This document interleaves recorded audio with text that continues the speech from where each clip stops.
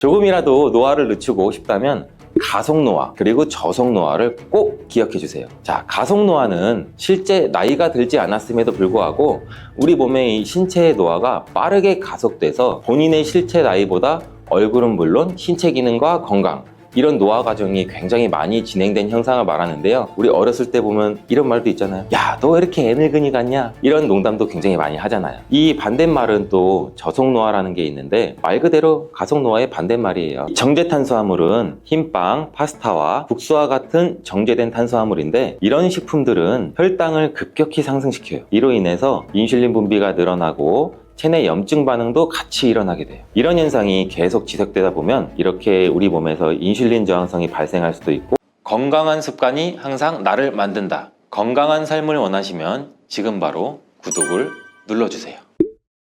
식사하는 방법만 바꿔도 노화를 막을 수 있다는 사실 모두 알고 계신가요? 요즘은 영양 부족을 넘어 영양이 과다한 시대인데 우리가 어렸을 때랑은 비교할 수 없을 정도로 굉장히 다양하고 많은 음식들이 우리의 눈과 입을 즐겁게 해주고 있어요. 하지만 과연 이러한 음식들이 우리의 신체 건강에도 도움을 과연 줄까요? 이렇게 맛있는 산의 진미들을 먹고 싶은 대로 아무 때나 많이 먹어도 되는 걸까요? 많은 전문가와 의사들이 입을 모아 얘기하는 대답은 아니요 입니다. 건강한 노화는 단순히 생물학적인 과정일 뿐만 아니라 우리가 일상에서 선택하는 식습관과 생활 방식에 깊은 영향을 받는데, 우리가 먹고 싶은 대로 음식을 섭취한다면 우리의 이 장기들은 쉴 새 없이 소화를 위해 일을 하게 돼요. 즉 우리가 자주 먹는 만큼 위와 장, 우리의 그 소화기관 같은 것들이 굉장히 쉴 수가 없다는 거예요. 계속 움직이죠. 이렇게 우리의 소화기관이 쉴 수가 없다면 과연 무슨 일이 일어날까요? 먼저 과식을 하게 되면 우리 몸에 생기는 점 4가지 먼저 간단하게 알려드릴게요.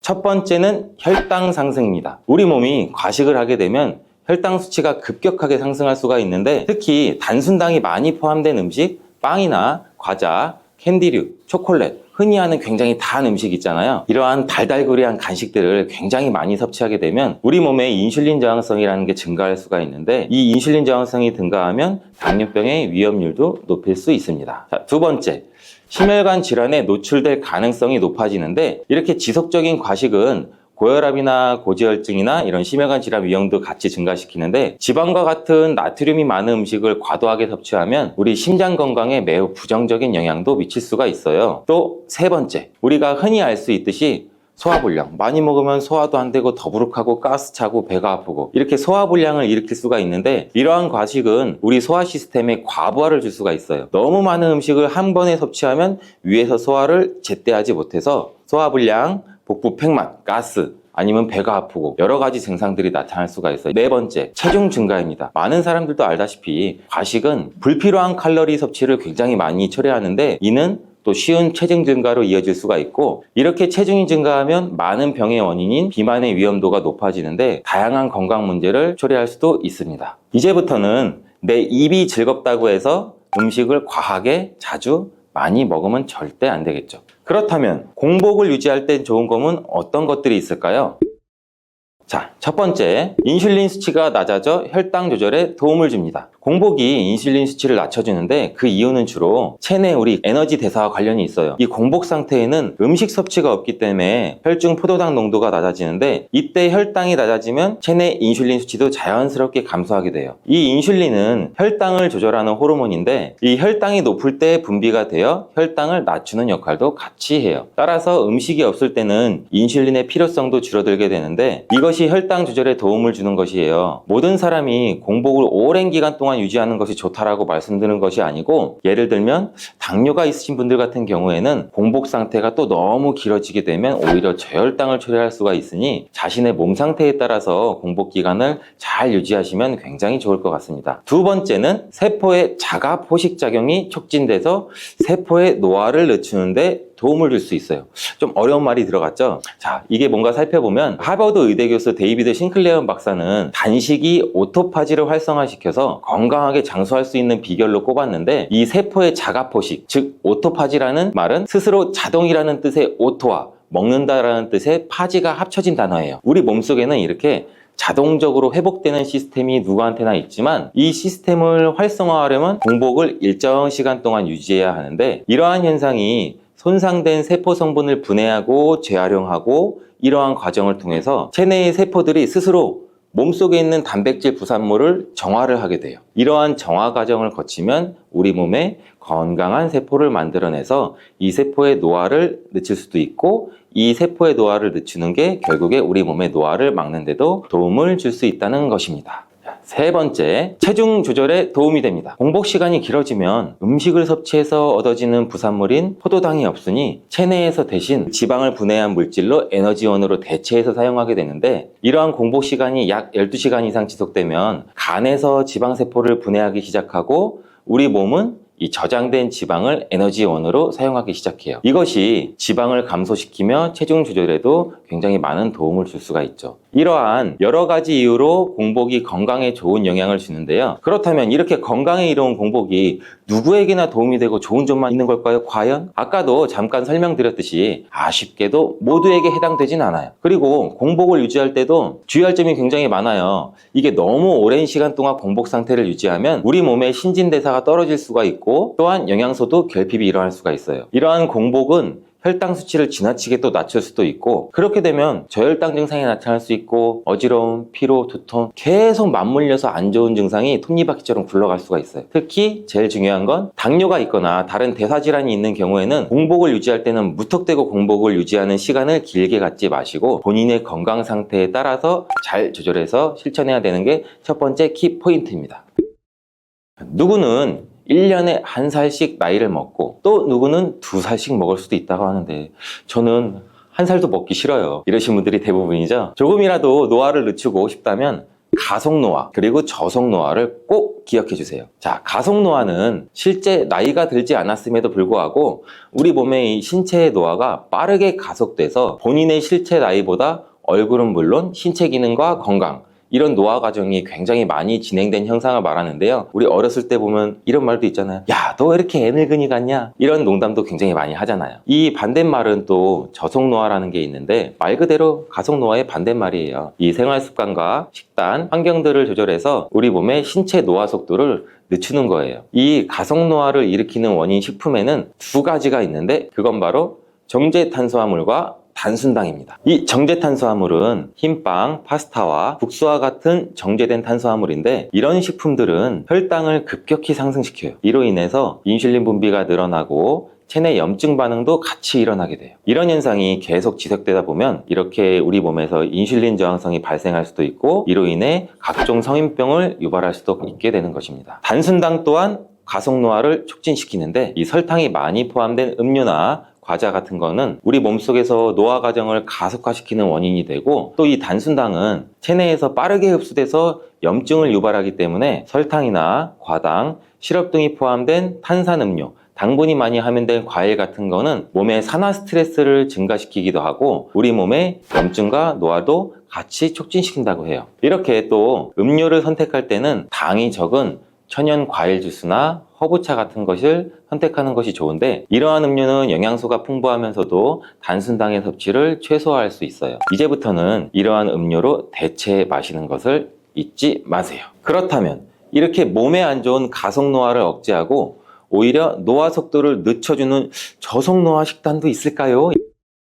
세계 여러 장수 마을 식단을 참고하시는 것이 좋은데, 미국 내셔널 지오그래픽 연구원 댄 뷰트너 박사는 세계의 장수 마을의 식단을 굉장히 오랫동안 연구했다고 해요. 그 중에 일본의 오키나와, 이탈리안의 사르디니아, 그리스의 아카리아, 로마의 린다, 미국 캘리포니아, 굉장히 많은 곳이 있었는데, 이렇게 5가지의 장수 마을에서 공통적으로 섭취하는 음식과 방식을 찾았대요. 이 식단을 블루존 식단이라고 합니다. 자, 지금부터 이 블루존 식단에 대해서 설명을 드릴게요. 장수 마을에서는 주로 식물을 기반으로 섭취를 하는데 약 95% 정도의 음식물을 식물성 자연식으로 섭취한다고 해요. 신선한 채소, 과일, 통곡물, 그리고 건강한 지방이 풍부한 음식을 굉장히 선호하고, 또 이러한 음식을 먹을 때 정제나 가공하지 않은 그 자연 원물 그대로 원재료 형태로 섭취하는 게 또 굉장히 중요한데, 흰 쌀과 같은 정제된 탄수화물보다는 정제되지 않은 통곡물을 주로 섭취하는 게 좋다고 합니다. 이렇게 정제되지 않은 원물의 상태를 드시게 되면 식이섬유도 풍부하고 당분도 자연히 적게 섭취하게 돼서 우리 몸의 혈당 조절은 물론 심혈관 질환, 체중 조절에도 도움을 주게 돼요. 단 육류는 소량만 섭취하게 되는데 돼지고기나 소 소고기 같은 빨간색 육류보다는 주로 생선이나 닭고기와 같은 것들 또 많이 먹는다고 하네요. 또한 이렇게 건강한 식단을 하는 것뿐만 아니라 과식을 하지 않고 절식을 실천하는데, 이때 아까 말씀드렸던 것처럼 오토파지, 즉 자가포식이 활성화되어 이 설트인1이라는 유전자가 또 발현이 되게 되고, 이 유전자 자체로 노화를 늦추는 데에 영향을 주는 거예요. 이와 반대로 우리가 과식을 하게 되면 자연스레 이 유전자가 발현될 수 있는 기회가 상대적으로 없겠죠. 그래서 노화를 가속화시키는 원인이 될 수가 있죠. 그리고 이 블루존 식단은 음식뿐 아니라 다른 중요한 것이 또 있다고 하는데, 그건 바로 사회적 식사예요. 이 사회적 식사가 뭐냐면, 우리 가족이나 친구들, 지인들, 이렇게 커뮤니티를 형성해서 같이 함께 우리 모두 식사를 하는 건데, 혼자서 몸속에 건강한 음식을 꾸역꾸역 먹는 것이 아닌 같이 함께 투게더, 이웃과 가족, 심지어 반려견, 사랑하는 고양이, 강아지더라도 함께 먹고 함께 운동하는 이렇게 사회적인 교류도 이 식단에 포함된다는 게 굉장히 또 중요한 점이에요.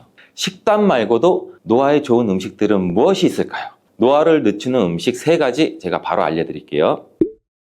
우리 콩은 단백질, 지방, 식이섬유가 풍부하고 영양소가 굉장히 고르게 들어있는데, 콩을 드시게 되면 혈당을 안정시키고 포만감을 줘요. 하지만 콩에는 또 유방암을 발생시킬 수 있는 피토에스트로겐과 장염증을 유발할 수 있는 렉틴이라는 성분이 함유되어 있어 걱정하시는 분들도 굉장히 많으세요. 근데 안심하셔도 됩니다. 많은 의학적인 연구와 논문이나 데이터를 바탕으로 봤을 때 콩에 함유된 이 렉틴 마이크로바이옴, 다시 말하면 미생물군 유전체에 도움을 줘서 오히려 암 발생 위험률을 줄여준다는 연구 결과도 굉장히 많이 있어요. 콩 중에 혹시 렌틸콩이라고 들어보셨나요? 익숙하시는 분들도 있고 생소하신 분들도 있으실 텐데, 이 렌틸콩은 양질의 단백질이 많이 함유되어 있는 콩인데, 맛도 좋은 이 콩을 샐러드에 넣어 드시거나 통으로 드셔도 좋고, 아니면 밥에 넣어 드셔도 건강에 굉장히 많은 도움을 줄 수가 있어요. 또 노화를 늦추는 음식 2번째는 녹황색 채소입니다. 이 녹황색 채소는 각종 비타민과 미네랄이 풍부하고 열량도 적어서 섭취할 때 포만감을 주고,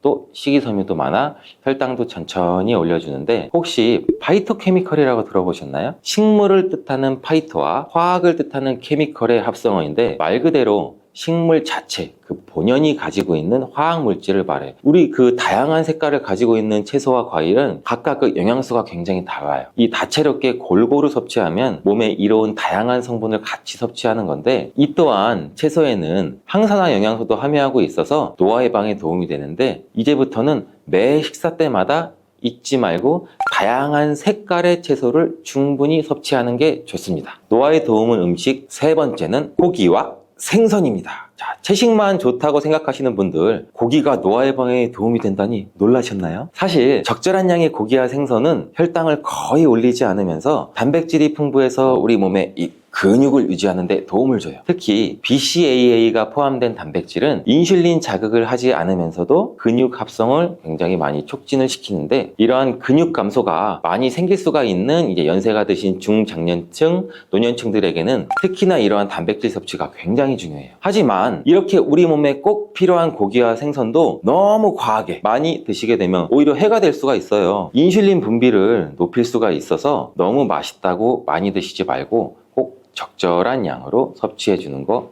잊지 마세요. 이렇게 좋은 음식과 식단이 모두에게나 똑같은 영향을 줄 수 있을까요? 과연? 아쉽게도 그건 아닌데요. 연령에 따라서 달라져야 하는 식단, 그리고 주의해야 할 점 제가 조금 알려드릴게요. 자, 어린이나 청소년은 성장에 필요한 영양소를 골고루 충분히 섭취해야 하는 건 모두 알고 계신 거죠. 하지만 중년기나 노년기에서는 조금 달라져요. 중년기에는 체중 조절과 우리 몸의 대사 건강을 위한 식단이 굉장히 중요하게 필요한데, 이렇게 자연스러운 실체 노화에 따라서 소화 기능도 점점 떨어져서 같은 양을 먹어도 살이 금방 찌기 쉬워져요. 이에 따라서 절식이나, 그리고 아까 말씀드렸던 블루존 식단이 굉장히 건강에 도움이 될 수 있는데, 이러한 노년층은 자연스럽게 소화 기능과 근육량이 감소해서 무리하게 절식이나 식단을 하시기보다는 소화가 쉬운 음식을 선택하고 영양소 섭취에 주의해야 돼요. 노년층에는 근육량이 다른 연령층에 비해 더욱 중요한 영향을 미치는데, 이때 단백질의 섭취가 굉장히 중요하게 작용해요. 그래서 무리한 식단을 하시는 것보다는 단백질이 풍부한 음식을 충분히 섭취하고, 또 비타민 D와 칼슘 섭취를 늘리시는 게 좋습니다. 기대 수명이 점점 늘어나고 고령화 사회에 접어들면서 치매는 뗄래야 뗄 수 없는 질병이 되어버렸습니다. 우리 주변에만 해도 치매 환자를 쉽게 찾아볼 수 있고, 요새는 영츠하이머라고 하는 신조어가 나올 정도로 젊은 세대 역시 치매로부터 안전하지 않은데요. 영츠하이머란 젊음을 뜻하는 영, 알츠하이머를 결합한 용어로 젊은 나이에 알츠하이머와 같은 기억력 저하가 발생하는 경우를 뜻한다고 합니다. 불과 얼마 전까지만 하더라도 치매는 한국인의 10대 질병 안에 들어가지도 않았지만 2022년부터 우리나라 사망 원인 7위에 올랐다고 하죠. 최근 중앙치매센터에서 발표한 자료에 따르면 우리나라 치매 환자는 2023년 기준 94만 명을 돌파했고, 이 수치는 우리나라 61세 인구 10명 중 1명이 치매 환자라는 것입니다. 요즘 장년층들에게 가장 무서운 병이 무엇이냐고 물어보면 대부분 치매를 꼽는다고 하는데요. 한 번 걸리면 절대 낫지 않고 스스로는 기억하지 못하지만 가족들과 주변 사람들을 모두 힘들게 만드는 병이기 때문에 그런 것 같습니다. 우선 우리가 치매를 예방하고 방지하기 위해서는 치매가 무엇인지부터 알아야 하는데요. 치매는 후천적인 원인으로 인해 여러 인지 기능이 감소하는 질환입니다. 대표적으로 우리가 흔히 알고 있는 알츠하이머 치매라는 게 있고, 또 뇌혈관에 문제가 생기는 혈관성 치매, 성격, 행동, 언어에 영향을 미치는 전두측엽 치매, 여러 형태의 치매가 동시에 나타나는 혼합형 치매 등 여러 가지가 있습니다. 더 이상 남의 얘기가 아닌 치매를 피해갈 수만 있다면 얼마나 좋을까요? 현실적으로 완전히 치매를 예방하는 것은 어렵지만 위험을 줄일 수 있는 방법들은 많이 있습니다. 치매의 원인을 먼저 알아보고 예방할 수 있는 음식들과 운동법까지 한 번에 알려드릴게요. 치매 원인 첫 번째, 음식 섭취 시 대충 씹고 삼키는 습관입니다. 상황 때문에 어쩔 수 없이 빨리 먹어야 하는 경우도 있지만 평소 식사 시간에 몇 번 씹지 않고 빠르게 드시는 분들 굉장히 많으실 거예요. 주변을 돌아보면. 요즘 대부분의 현대인들이 식사를 즐기기보다는 빨리 먹는 습관이 많이 잡혀 있는데요. 이것이 치매의 원인이라고 하니 굉장히 많이 놀라셨을 겁니다. 먹는 음식만큼이나 먹는 방법도 참 중요하다고 보이는데, 이렇게 음식을 천천히 오래 씹어 먹는 것이 소화에도 좋고 건강에도 좋다는 것은 다들 알고 계시죠? 천천히 먹는 습관은 과식을 예방해 줄 뿐더러 음식을 잘게 부수는 과정에서 다량의 침이 분비되기 때문에 우리 소화에도 큰 도움이 됩니다. 그럼 치매와는 어떤 관련이 있을까요? 음식을 씹을 때 우리가 이 턱을 사용하게 되는데, 턱이 이렇게 움직이게 되면 뇌로 가는 혈류가 굉장히 많이 늘어나게 됩니다. 이때 뇌에는 굉장히 많은 산소가 공급되기 때문에 기억력과 집중력이 향상돼서 치매 예방에 도움이 되는 거죠. 일본 규수대 연구팀에서는 음식을 대충 씹는 습관은 뇌의 혈액순환을 더디게 만들어 혈관성 치매 발병률 위험을 높인다는 연구 결과도 발표하기도 했습니다. 음식을 섭취할 때는 최소 32회 이상 씹는 것이 좋다고 하니 유의하셔서 건강도 챙기고 치매 예방도 하시면 좋겠습니다. 자, 두 번째 치매 원인, 입속 세균. 치매 종류 중 혈관성 치매의 원인은 죽상경화증인 경우가 많습니다. 죽상경화증은 혈관 질환 중의 하나로 치주병원균의 영향을 굉장히 많이 받는다고 하는데요. 즉, 치주질환이 있는 분들이 혈관성 치매의 발병률이 높다는 거죠. 우리가 치주질환이 있는 환자들은 음식을 씹을 수 있는 기능이 정상인에 비해서 조금 떨어지기 때문에 뇌로 가는 혈류량이 감소할 수밖에 없고, 뇌의 대사 활동도 떨어지기 때문에 인지기능 저하에 영향을 미치게 됩니다. 실제로 알츠하이머병 환자의 뇌에서 정상인의 뇌보다 치주염 관련 세균이 더 많이 발견되기도 하였고, 건강과 치매 예방을 위해서라도 우리 입속 관리와 잇몸 관리가 굉장히 중요합니다. 평소에 아주 쉽게 관리할 수 있는 방법은 우리가 치약이 없더라도 물로 입안을 헹구듯이 자주 가글을 해주시고, 물론 식염수로 가글을 해주는 것도 굉장히 좋습니다. 또 목마를 때마다 물을 마시는 것보다는 1시간 간격으로 조금씩 수시로 자주 수분을 섭취해 주시면 굉장히 좋습니다. 혹시 한국인 치매 원인 1위가 무엇인지 아시나요? 지금 바로 알려드릴 세 번째 항목이 바로 답인데요. 우리 신체 활동 부족입니다. 운동은 치매 위험률을 최대 80%까지 낮춰준다고 하고, 예전에는 신체로 하는 일이 굉장히 많았고 대중교통도 발달되지 않았기 때문에 걷고 활동하고 몸을 움직이는 일도 굉장히 많았습니다. 하지만 지금은 우리가 편하게 차로 이동하는 일도 많고 지하철, 버스, 대부분 앉아서 하는 직업도 많다 보니 스스로 우리가 시간을 내서 일부러 운동하지 않는 이상은 신체를 움직일 일이 거의 없습니다. 치매를 떠나서 적당한 신체 활동 없이는 우리 몸에 근육을 생성할 수 없고 건강한 몸을 유지하기 굉장히 어렵습니다. 운동을 너무 거창하게 생각하지 마시고 오늘부터라도 식사 후 엘리베이터 대신 계단을 오르거나 짧게라도 주변 산책을 즐겨보시는 게 어떨까요? 자, 마지막 네 번째, 수면 부족에 대해 이야기하고 치매에 좋은 음식 5가지도 함께 알려드리겠습니다. 이것저것 생각이 꼬리에 꼬리를 물고 근심 걱정이 많은 날은 유독 잠들기도 힘든데요. 저뿐만 아니라 주변 얘기들 들어보면 저녁에 잠이 오지 않아 TV나 유튜브를 틀어놓고 겨우 잠이 들거나 깊게 잠들지 못해 우리가 수면장애로 힘들어 분들이 굉장히 많더라고요. 잠을 자려고 누웠지만 눈이 말똥말똥해지고 핸드폰만 잠시 만지다가 자야지 하다 보면 벌써 새벽이 되고, 이런 경험 다들 있으실 거예요. 숙면을 취하지 못한 상태에서 생활하게 되면 우리 몸은 피로가 누적되고 그로 인해 주의력은 떨어지고 기억력도 저하되고 인지기능 장애가 발생할 수 있기 때문에 수면 관리는 필수 중에 필수라고 보시면 됩니다. 단순히 피곤해서 몸만 힘들어지는 게 아니라 이 뇌와 심장에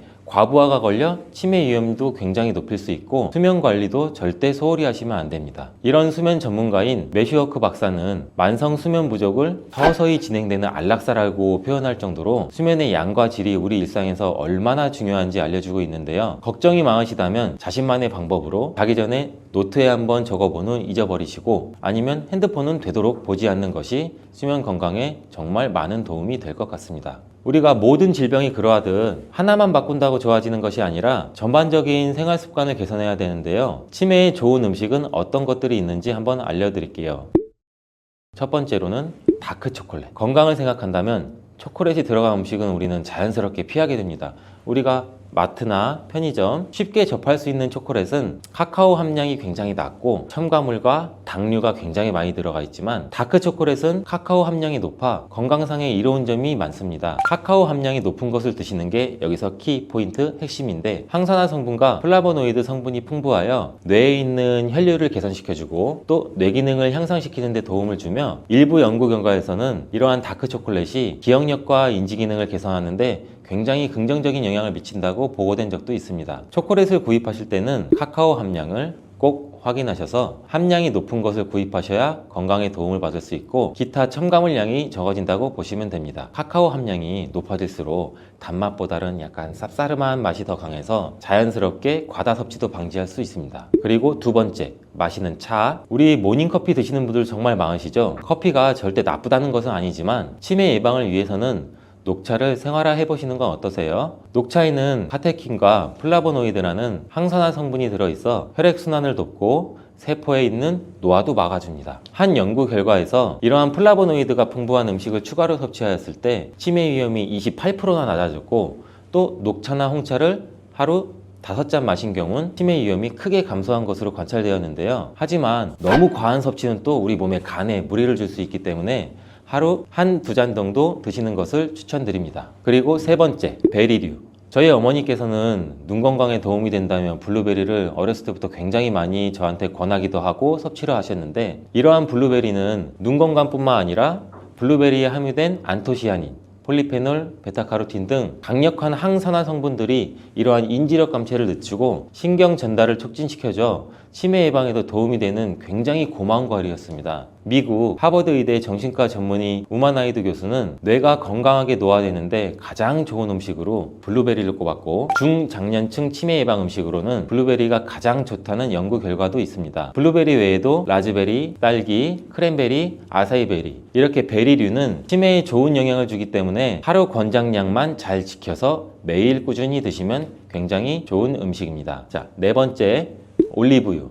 올리브유는 강력한 항산화 작용을 하는 비타민 E를 함유하고 있어 뇌를 손상시키는 활성산소를 제거하고 뇌졸중이나 알츠하이머병 같은 뇌질환의 위험을 줄이는데 굉장히 효과적인데요. 건강 관련 논문들과 각종 연구에서 반복적으로 소개되어 있고 치매 위험성이 줄어든다는 연구 결과도 있습니다. 또한 치매 예방을 위해 하버드대 테시어 박사는 30년간 성인 남녀를 대상으로 연구를 한 결과 올리브유를 먹은 사람이 먹지 않은 사람에 비해 치매에 걸릴 확률이 28%나 줄어든다고 얘기했습니다. 그리고 이러한 불포화 지방산도 많이 들어있기 때문에 지방이 축적되는 걸 막아주고 이러한 혈관까지 튼튼해지는 효과까지 얻을 수 있으니 정말 잘 챙겨 드셔야겠죠. 다만 엑스트라 버진을 드시는 게 좋고 열을 가해서 사용하기보다는 우리 드레싱, 소스로 활용하는 것을 추천드립니다. 다섯 번째, 녹황색 채소. 건강한 식습관 하면 가장 먼저 떠오르는 것이 채소 섭취입니다. 누구나 흔히 알고 있는 것이 채소를 먹으면 건강해진다고 알고 있는데요. 이 채소도 제철에 맞게 골고루 챙겨 먹어서 나쁠 것은 전혀 없습니다. 그 중에서도 녹색잎을 갖춘 시금치나 브로콜리, 케일, 상추는 이 엽산이라는 영양소가 굉장히 많이 풍부하게 들어있습니다. 이러한 엽산은 뇌의 신경세포를 보호하고 아미노산의 일종인 호모시스테인을 억제해주는 효능을 가지고 있는데요. 이러한 호모시스테인은 치매 유발자인 베타 아밀로이드 축적을 촉진시킵니다. 이러한 호모시스테인은 세포가 단백질을 생성할 때 생기는 부산물로 몸속에 쌓이게 되면 치매의 위험률을 증가시킵니다. 최근에는 이러한 호모시스테인 농도가 높을 때만이 아니라 낮은 경우에도 치매 위험이 증가한다는 사실을 입증했다는 결과도 있습니다. 비타민제 같은 영양제의 과다 섭취로 인한 호모시스테인이 적정 수치보다 떨어지는 경우에도 오히려 치매 및 알츠하이머병의 위험을 증가시킨다는 말이 될 수 있는데, 뭐든지 과하게 먹거나 과하게 하면 탈이 난다는 소리예요. 적정량의 섭취가 우리 몸에서도 이롭다는 것을 항상 기억하시면 좋을 것 같습니다.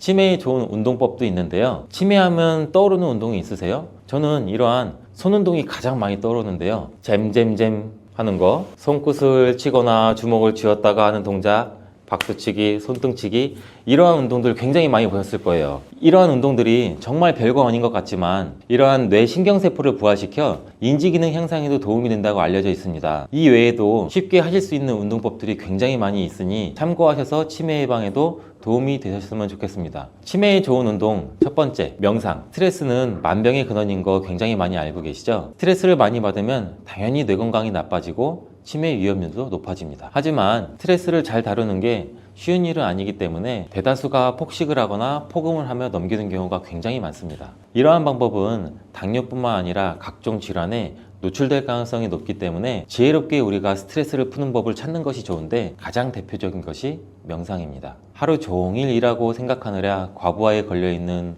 우리의 이런 뇌를 진정시켜주고 바빠서 돌아보지 못했던 나 스스로를 돌아볼 수 있는 아주 좋은 방법이에요. 이러한 명상을 실제로 뇌의 기억력 향상에 기여한다는 것이 밝혀졌고, 치매를 연구하는 학자들이 공통적으로 인정하는 것도 또한 명상입니다. 저도 하루 5분씩 부담 없는 시간대를 정해 자기 전이나 아니면 아침에 일어나서, 정말 시간을 오랫동안 할 필요는 없고 5분 정도만 투자해도 매일 명상을 하는 편인데요. 처음에는 몸이 더 찌뿌둥한 것 같고 스스로 어색하기도 했지만, 정말 이게 꾸준히 하다 보면 호흡을 통해 몸과 머리가 가벼워지는 느낌도 굉장히 많이 받으실 겁니다. 치매에 좋은 운동 두 번째, 유산소 운동. 거창하지 않고 아무런 도구 없이 뛰거나 빠르게 걷는다고 치매가 예방된다고 하니 너무 반가운 소식 아니에요? 중년에 유산소 운동을 꾸준히 하게 되면 치매에 걸릴 확률이 무려 30%나 감소하고, 이런 알츠하이머는 45%나 감소하는 효과가 있다고 합니다. 그럼 나이가 많으면 효과가 없을까요? 절대 그렇지 않습니다.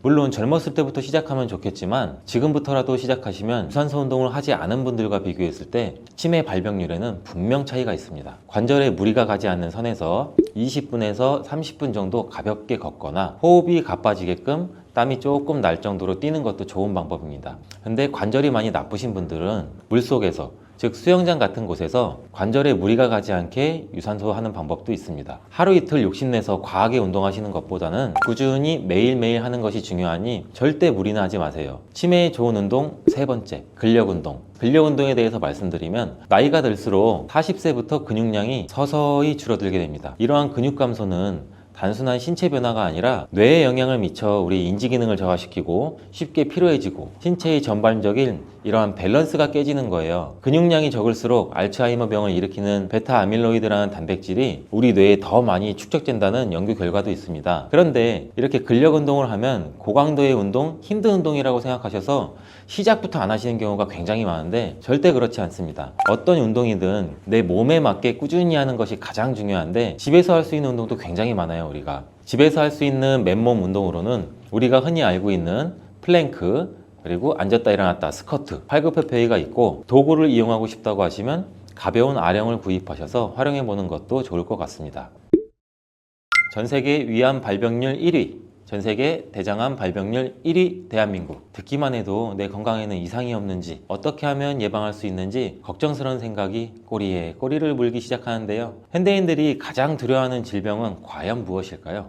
아프지 않으면 가장 좋겠지만 저는 치매, 암, 당뇨 이 세 가지가 가장 두렵고 무서워요. 저뿐만 아니라 많은 현대인들이 두려워하는 질병 중 하나가 암일 건데 이 암도 췌장암, 유방암, 위암, 간암, 폐암 등등 종류도 굉장히 많은데 이만큼 종류도 다양하고 그만큼 원인도 굉장히 많지만 국제암연구소에 따르면 암의 주요 원인이 유전이 5%, 흡연이 20%, 식습관은 30%를 차지한다고 해요. 유전적인 요인이 굉장히 클 거라고 많이 생각들 하시는데 식습관이 가장 큰 요인이라고 하니 갑자기 저도 제 하루를 돌아보게 되네요. 오늘은 무엇을 먹었는지, 내일은 뭘 어떻게 먹을지, 나는 그동안 어떤 것들을 어떻게 먹고 있었나라는 생각도 들면서 건강을 위해 하는 운동과 영양제 섭취는 잠깐 중단하더라도 당장에 눈에 띄는 큰 문제는 없지만 식사는 우리가 살아가면서 안 할 수 없겠다라고 생각했어요. 그렇다면 암을 예방하기 위해서라도 가장 먼저 체크해야 될 부분이 식습관이라는 생각이 들죠. 특히 우리나라 암 환자의 경우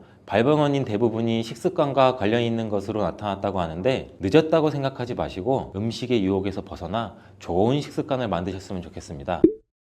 좋은 식습관을 들이기 전에 먼저 나쁜 식습관을 알아보고 개선하는 것이 중요하다고 생각되어 암 환자를 만드는 최악의 식습관 첫 번째를 먼저 알려드릴게요. 바로 육식 위주의 식단입니다. 우리 집은 고기 반찬 없으면 밥을 못 먹어요. 우리 애들은 고기 없으면 못 먹어. 나는 고기 없으면 못 먹어. 혹은 늙어서는 단백질 섭취가 필수야. 힘을 쓰려면 고기를 먹어야 돼. 이런 생각하시는 분들 굉장히 많아요. 근데 이런 분들 주목해 주세요. 육류를 드시는 이유 중 하나가 나이가 들면 근육이 감소하기 때문에 단백질을 섭취해야 우리 몸의 근감소증을 줄일 수 있고 기력 회복에도 좋다고 생각하기 때문일 거예요.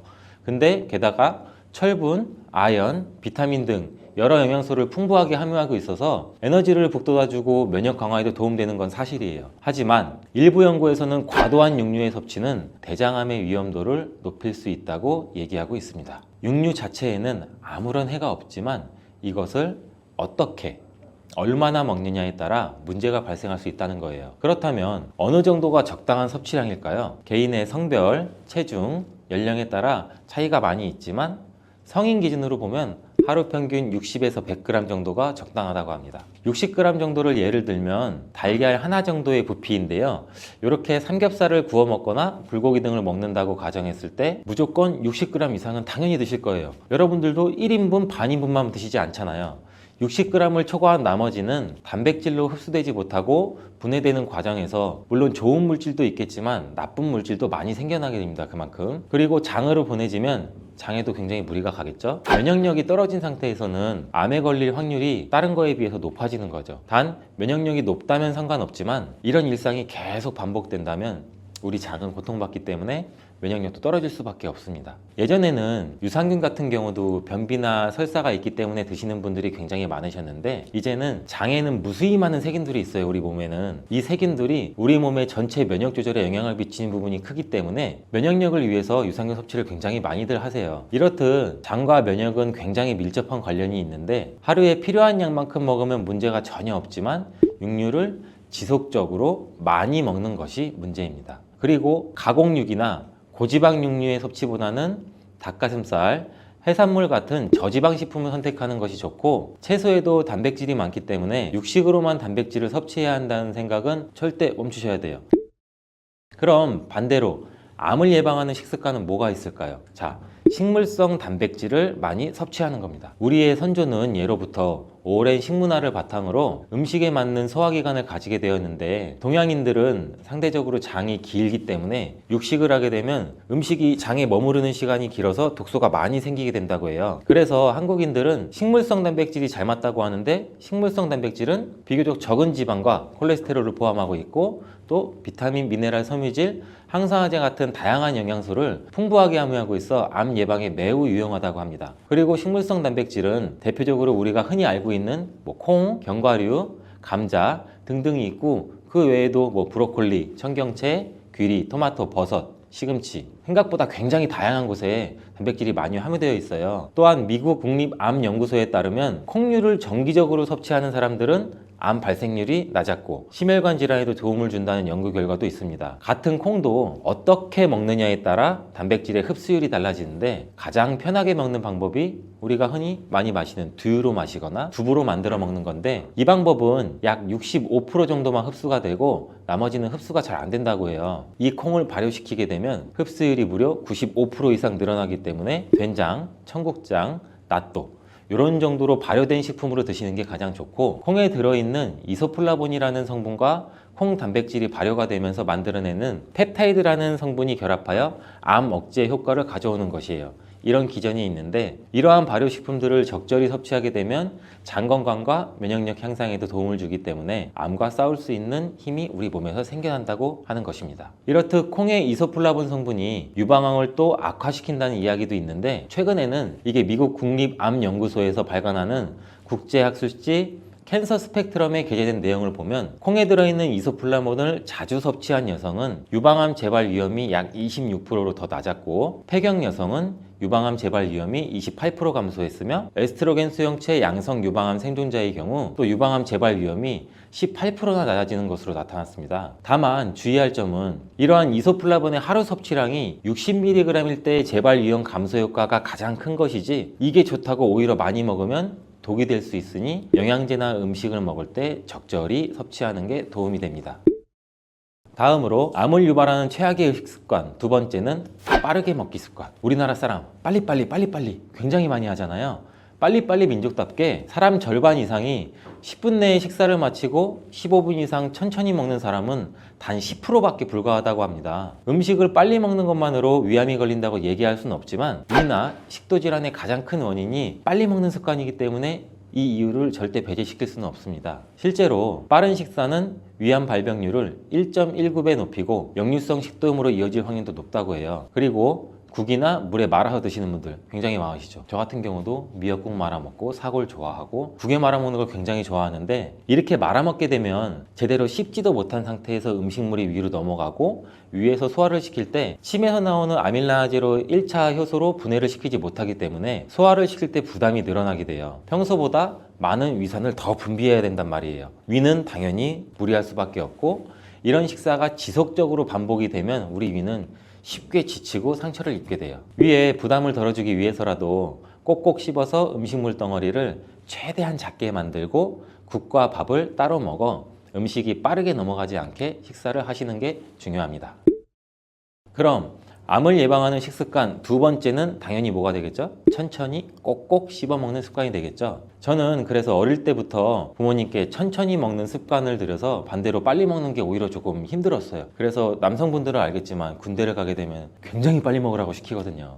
저는 그때 조금 애로사항이 있었지만 그래도 노력해서 빨리 먹기는 했죠. 이렇게 천천히 먹는 게 자리 잡으신 분들은 천천히 드시는 게 쉬운데, 이렇게 빠르게 먹는 습관이 이미 자리 잡고 계시는 분들은 천천히 드시는 게 굉장히 쉬운 일이 아닐 거예요. 면역력이 좋고 젊은 날에는 모르고 지냈지만, 나이가 들면 들수록 음식만 먹으면 속도 더부룩해지고 체기도 나고 괜히 어지럽고 소화도 안 되는 것 같고, 이게 씹는 횟수와도 연관이 있는데, 음식물은 제가 아까 말씀드렸듯이 침과 충분히 섞여야 살균도 되고 1차로 분해가 됩니다. 또한 부패 가능성도 낮아지고, 그러기 위해서는 음식물이 입안에 머무는 시간이 길어야 되고, 침샘이 분비될 수 있도록 저작 운동, 즉 우리가 많이 씹는 운동, 이 저작 운동을 굉장히 많이 해야 돼요. 천천히 오래 많이 씹는다면 침에서 나오는 이 아밀라제와 같은 소화 효소가 잘 결합이 되고, 음식물이랑 위장에 있는 소화 효소와도 잘 결합이 쉽게 되기 때문에 우리 위장에 부담을 덜어주게 됩니다.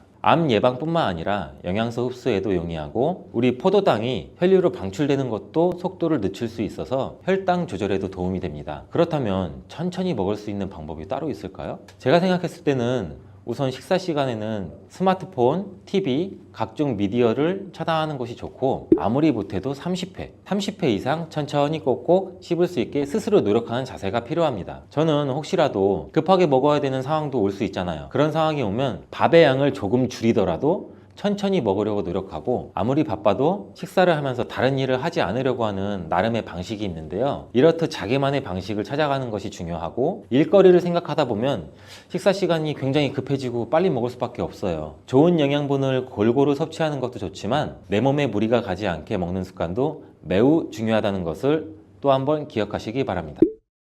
혹시 여러분은 일주일에 야식을 몇 번 정도 드시나요?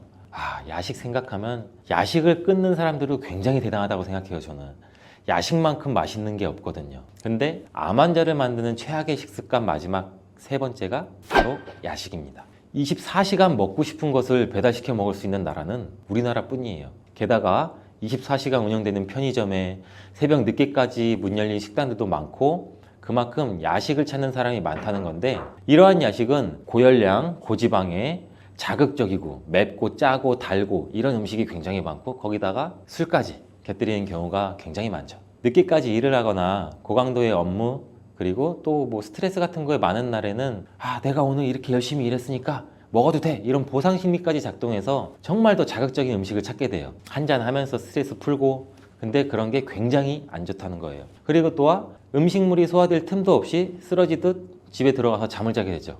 술 많이 먹었으니 피곤하고. 이에 대해서 또 연구들이나 논문들 같은 경우도 굉장히 많은데, 바르셀로나 세계보건연구소에서는 남성과 여성 1,300명 대상으로 연구를 진행했어요. 분석 결과 저녁 9시 이후에 음식을 먹고 2시간이 지나기 전에 잠들었을 경우 그렇지 않은 사람들에 비해서 암에 걸릴 확률이 무려 25%나 높다고 얘기했습니다. 우리는 자고 있지만 밤늦게 음식을 먹은 내장기관은 일을 해야 돼요. 왜? 일거리를 줬으니까. 내장기관은 잠들지 못하고 계속 스트레스를 받으면서 주물러야 되고 효소 분비해야 되고 굉장히 스트레스 받고 우리 내장기관이 탈이 나죠. 결국엔 역류성 식도염, 소화불량, 비만, 이렇게 심혈관계 질환에도 좋지 않으니 야식은 정말로 반드시 끊어내야 되는 습관 중에 하나입니다. 그렇다고 아예 끊을 수는 없겠죠. 그래도 너무 잦은 야식은 하지 마시고 어느 정도 적당히 하시면 좋을 것 같습니다. 만약에 회식같이 정말 어쩔 수 없는 상황이 생긴다면 고기를 먹더라도 식이섬유가 많은 채소 위주를 같이 곁들여 드시려 노력해 보시고, 바로 잠들기보다는 집에 들어가기 전에 짧게라도 걷거나 서서 소화를 시키고 동네 한 바퀴 천천히 돌면서 주무시는 것을 추천드립니다. 그렇다면 무엇을 어떻게 먹으면 암 예방에 도움이 될까요?